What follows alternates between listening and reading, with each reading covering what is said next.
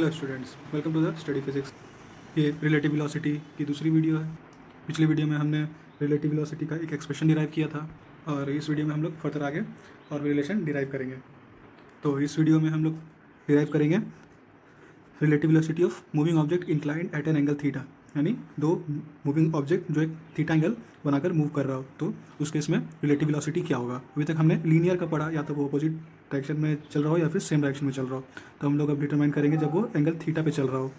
तो ये देखते हैं उसका एक्सप्रेशन क्या होगा। तो हम लोग सबसे पहले सपोज कर लेते हैं कि दो ऑब्जेक्ट ए और B, body A and body B, जो मूव कर रहे हैं वेलोसिटी वी ए और वी बी के साथ और एक एंगल बना रहा है थीटा एक दूसरे के साथ। तो ये वी ए बॉडी है, अलॉन्ग ओ क्यू डायरेक्शन में मूव कर रहा है, और ये वी बी बॉडी है जो अलॉन्ग ओ पी डायरेक्शन में मूव कर रहा है, और दोनों के बीच का जो एंगल है वो थीटा है। तो अब हमें इन दोनों का रिलेटिव वेलोसिटी निकालने के लिए कुछ कंस्ट्रक्शन करना होगा, इसलिए कंस्ट्रक्शन करने के लिए एक दूसरा फिगर बनाकर रखा हुआ है। इसमें हम लोग कंस्ट्रक्शन करेंगे और इसका रेफरेंस लेंगे। अगर इस डायरेक्शन को हम लोग पॉजिटिव डायरेक्शन ले लें, यानी अगर पी है तो ये क्यू है, तो ये ओरिजिनो है, तो इस डायरेक्शन में नेगेटिव होगा, तो हम लोग नेगेटिव डायरेक्शन में वी बी कंस्ट्रक्ट कर लेंगे। तो ये हो गया हमारा नेगेटिव डायरेक्शन में ओ पी डैश, जिसका वेलोसिटी है माइनस वी बी, यानी ये नेगेटिव डायरेक्शन में है, इसलिए ये माइनस वी बी। अब हम लोग इसमें वी ए और माइनस वी बी को ऐड करेंगे, और इसके बीच का जो ये थीटा आएगा, ये जो एंगल होगा ये 180 डिग्री, और ये थीटा, तो ये हो जाएगा 180 डिग्री माइनस थीटा। ठीक है। अब इसमें हम लोग क्या करेंगे कि इसके रेफरेंस में हम लोग एक यहाँ पे एक ड्रॉ करेंगे इसका वेलोसिटी लाइन, और इसके रेफरेंस में यहाँ पे, और हम लोग इसको एक पैरेललोग्राम कंस्ट्रक्ट कर लेंगे। तो ये हो गया पैरेललोग्राम, ये इसके इक्वल हो जाएगा और ये इसके इक्वल हो जाएगा, यानी ये भी वी ए हो गया और ये भी है माइनस वी बी। अब जो वी ए और वी बी का रिलेटिव वेलोसिटी होगा वो शो करेगा इस पैरेललोग्राम का डायगोनल, यानी अगर इस पॉइंट पर हम आर ले लें तो ये जो ओ आर होगा वो होगा इसका रिलेटिव वेलोसिटी। तो ये डायगोनल ओ आर हो गया हमारा relative velocity for the angle at 180 degree minus theta. अब हम लोग यहाँ पे हम लोग अब लॉ ऑफ कोसाइन लगाएंगे। तो यूजिंग लॉ ऑफ कोसाइन ये हो जाएगा रिलेटिव वेलोसिटी यानी V A B square equals to V A square plus V B square minus 2 V A V B cos, इसके लिए जो एंगल है वो 180 डिग्री माइनस थीटा है, तो हम लोग लिख देंगे 180 डिग्री माइनस थीटा। अगर थीटा होता तो हम लोग सिर्फ थीटा लिखते हैं। ठीक है। अब ये जो हो जाएगा इसके लिए V A B equals to under root, ये आ जाएगा मैग्नीट्यूड ऑफ रिलेटिव वेलोसिटी, ये हो जाएगा V A square plus V B square, sorry यहाँ पर ये प्लस होता है, और ये हो जाएगा plus 2 V A V B cos 180 degree minus theta. तो इसको हम लोग चेंज कर लेंगे, तो ये जो कॉस 180 डिग्री माइनस थीटा होता है ये इक्वल टू होता है माइनस ऑफ कॉस थीटा के, इसका वैल्यू माइनस कॉस थीटा होता है। तो हम लोग इसको यहाँ पे अप्लाई कर देंगे, तो हो जाएगा V A B equals to under root V A square plus V B square minus of 2 V A V B cos theta. और ये हो गया हमारा relative velocity of V A B जब दो ऑब्जेक्ट, वी ए बी हो गया जब दो ऑब्जेक्ट इंक्लाइन करें एक थीटा एंगल पे, तो उसके लिए ये एक्सप्रेशन बन जाता है। तो इसको हम लोग लिख लेंगे, ये हो जाता है magnitude of relative velocity V A B. ठीक है, ये हो गया magnitude of relative velocity V A B इस केस में जब ये थीटा बनाता हो। अब इस रिजल्ट पे हम लोग दो केस देखेंगे, उसके पहले हम लोग एक और कंस्ट्रक्शन कर लेते हैं कि मान लेते हैं कि ये जो वी ए बी है, ये जो है ये वी ए बी है, ये वी ए बी की डायरेक्शन है वी ए बी। मान लेते हैं कि ये वी ए के साथ एक एंगल बनाता है बीटा। ठीक है, ये जो एंगल बीटा बनाता है, अब इसके लिए क्या एक्सप्रेशन होगा, इस बीटा का वैल्यू क्या होगा, इस बीटा का जो वैल्यू आएगा वो क्या है। तो इसके लिए जो एक्सप्रेशन होता है उसको हम लोग लिखते हैं tan beta equals to V B. तो ये होता है उसका expression sine 180 degree minus theta multiply by V B divide by V A plus V B cos 180 degree minus theta. अब 180 डिग्री माइनस थीटा का जो वैल्यू होता है साइन के लिए वो पॉजिटिव होता है, लेकिन कॉस के लिए वही निगेटिव हो जाता है, यानी ये हो जाएगा V B sine theta divided by V A minus V B cos theta.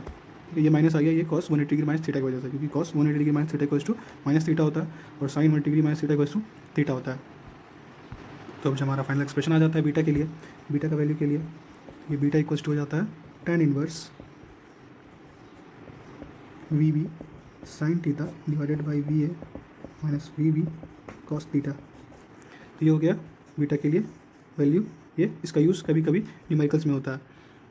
तो हम चलते हैं इसके दो केसेस पे हम लोग देखेंगे इसका। तो इसका जो फर्स्ट केस है, यानी लिखते केस वन है, ये बोलता है कि when the both bodies are moving along parallel straight lines in same direction, यानी कि हमारा जब ये जो थीटा है, ये जो थीटा जो मूव कर रहा है, ये जो है जब ये सेम डायरेक्शन में होगा, दोनों पैरेलल मूव करेगा, तो हमारा जो थीटा हो जाएगा उस टाइम थीटा का वैल्यू हो जाएगा वो 0 डिग्री हो जाएगा, क्योंकि दोनों सेम डायरेक्शन में मूव कर रहा है। तो यहाँ पे हमारा जो ये केस आ जाएगा, इस केस में हमारा जो थीटा हो जाएगा वो 0 डिग्री हो जाएगा। और ये जो हमारा वी ए बी का रिलेशन आएगा, जो हमारा वी ए बी का रिलेशन है, ये हो जाएगा V A B equals to under root V A square plus V B square minus 2 V A V B और कॉस 0 डिग्री। और इसमें देखा जाए तो कॉस 0 डिग्री का वैल्यू होता है 1। तो हम लोग इसको जब लिखेंगे under root V A square plus V B square minus 2 V A V B, ये आ जाएगा। तो इस केस में ये जो फॉर्मूला हो गया, ये ए माइनस बी का होल स्क्वायर का फॉर्मूला है। इसको हम लोग डायरेक्ट लिख लेंगे V A minus V B का होल स्क्वायर। ये जो फाइनली आ जाएगा वो हो जाएगा V A minus V B, यानी सेम जैसे कि हमने प्रीवियस वीडियो में इसका रिलेशन निकाला था, V A B equals to V A minus V B. ये हो गया जब दोनों सेम लाइन में चल रहा हो। हम लोग चलते हैं सेकंड। इसमें है कि when both the bodies are moving along parallel straight lines in opposite direction. पिछले वाला था सेम डायरेक्शन, इस वाला में अपोजिट डायरेक्शन, यानी अगर दो बॉडी अगर अपोजिट डायरेक्शन में चले तो उन दोनों का जो एंगल का जो डिफरेंस होगा वो 180 डिग्री होगा। ठीक है, 180 डिग्री। हम लोग कॉस थीटा की जगह 0 की जगह हम लोग 180 डिग्री डाल देंगे, तो कॉस 180 का वैल्यू हो जाता है +1। तो सॉरी, इसका जो वैल्यू हो जाता है वो कॉस 180 डिग्री का -1। तो हम लोग जब -1 यहाँ पर डाल देंगे तो ये +2 वी ए बी हो जाएगा। और ये जो फॉर्मूला आ गया वो इक्वल हो जाएगा under root V A plus V B के होल स्क्वायर, यानी ए प्लस बी के होल स्क्वायर का ये फॉर्म में आ जाएगा। तो फाइनल जो वी ए बी हो जाएगा, ये हो जाएगा V A plus V B, यानी ये हो गया सेकंड केस के लिए जब दोनों अपोजिट डायरेक्शन में मूव कर रहा हो। अब हम लोग कुछ इंपॉर्टेंट रिलेशंस के बारे में जान लेते हैं, जो कि हमने इस वीडियो में और पिछले वीडियो में हमने देखा। तो सबसे पहला है कि relative velocity of object A with respect to B और वाइस वर्सा, यानी relative velocity of object A with respect to B और object B with respect to A. तो उसका हो जाता है relative velocity V A B equals to V A minus V B जब object A with respect to B हो, और velocity of B with respect to A equals to V minus V A. ये हो गया। दूसरा है जो कि आज हमने किया, when object A and B moves in same direction, जब दोनों सेम डायरेक्शन में हो तो इसका जो वैल्यू होता है, जो रिलेशन होता है वो होता है V A equals to V A B equals to V A minus V B. और वही जब अपोजिट डायरेक्शन में हो, जब अपोजिट डायरेक्शन में हो तो ये ऐड हो जाता है, V A B plus V A B equals to V A plus V B, यानी सेम डायरेक्शन रहा तो वेलोसिटी का डिफरेंस, अगर अपोजिट डायरेक्शन रहा तो एडिशन ऑफ वेलोसिटीज़। आते अगले में है कि जब वी ए और V B are inclined at angle theta to each other, जब वी और वी बी किसी एंगल थीटा पे इंक्लाइंड हो एक दूसरे के, तो उसके लिए ये रिलेशन आता है जो कि लॉ ऑफ कोसाइन से आता है, यानी V A B equals to under root V A square plus V B square minus 2 V A V B cos theta. ये हो गया उस केस में रिलेटिव वेलोसिटी का एक्सप्रेशन।